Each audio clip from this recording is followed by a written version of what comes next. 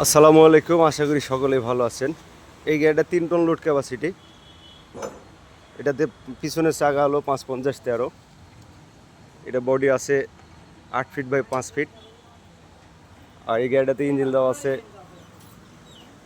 20 ঘোড়া engine, 54 CC গোল steering গাড়ি। আপনি 3 টন লোড ক্যাপাসিটি গাড়িগুলা। এটাতে একটা সেলফ দেওয়া আছে। এটার গিয়ার বক্স আছে মাজদা 19 5 সিটের গাড়ি। 3 টন লোড অনায়াসে ঢোয়াতে পারবেন। সামনের চাকাটা একটু কমা, গাড়ি গেট আপ যা আছে ভালো আছে ইনশাল্লাহ। যদি কারো প্রয়োজন হয় যোগাযোগ করবেন স্ক্রিনে দেওয়া নাম্বারে।